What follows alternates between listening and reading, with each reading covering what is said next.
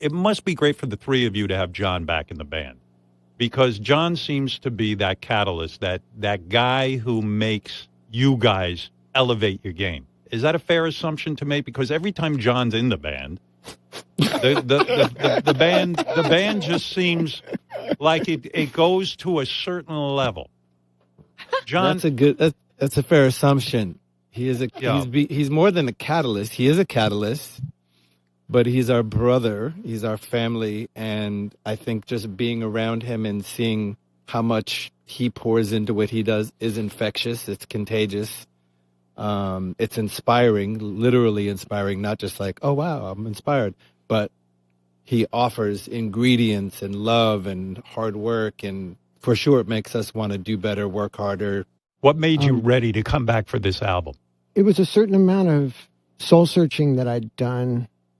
It seemed like I'd changed and grown enough as a person to where it felt like it would be a beautiful thing to have another chance to do it right. I felt that way when I rejoined the first time. On a personal level and on a musical level, I had some new ideas about where I thought those relationships could go. And it was the same thing this time. I was seeing Anthony and Flea and Chad through a different lens than I had seen them through when I quit. Not that either time that I quit that it was specifically anything to do with personal, but, you know, having a personal relationship in a band is a hard thing. You've got to be in sync with four people, working as hard as they work, doing, you know, going where they go, doing what they do, almost thinking what they think. It's an intense thing to do, you know, and so I've found for myself that I've needed to clear my head of it and try to figure out who I am as a person. And I really wanted to have that closeness and that kind of vulnerable interaction with them again. It must have been really kind of a no-brainer, right? Or did you guys have some discussion and say, gee, could we go back, start working again together? I mean, there was definitely something in the air, because without knowing that John wanted to come back and without knowing that Flea had been having interactions with John musically, suddenly I felt very overwhelmed with the feeling of, how do we get John back? And right. And Flea and I had a very classic moment where we went to each other to say something important, and he's like, I got to go. And I was like, no, I got to tell you something.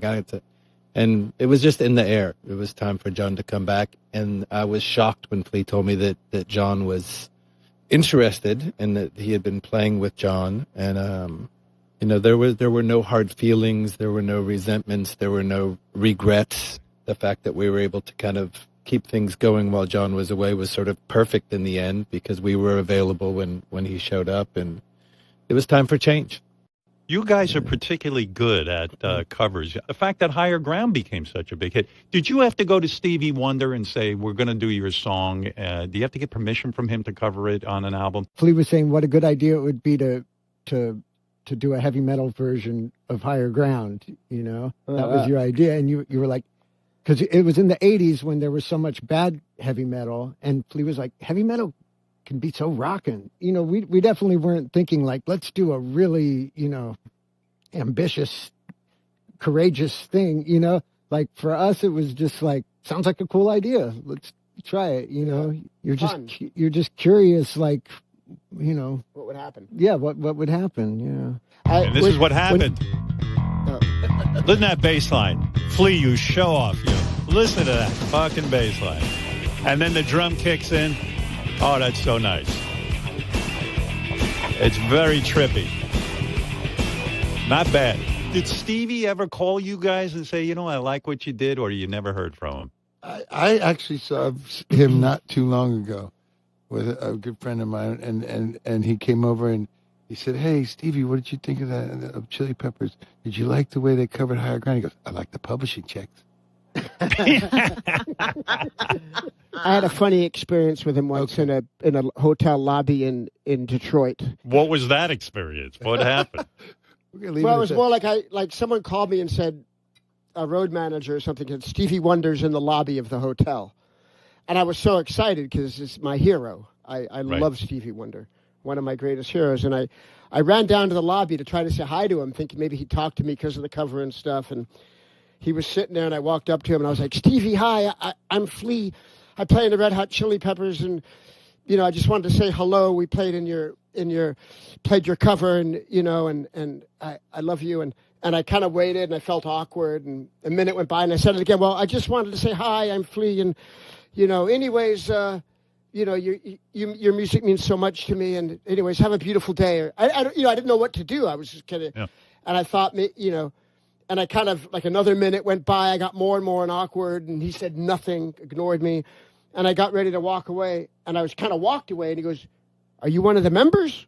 And I was like, yeah, I'm the bass player. And I kind of thought he was like kind of gauging to see if I was full of shit or not, you know. He was like, oh, okay. Hi, would you guys play my fundraiser next month for the or something? I can't remember. And I was like, you know, however we could be of service, you know, Stevie, if we can.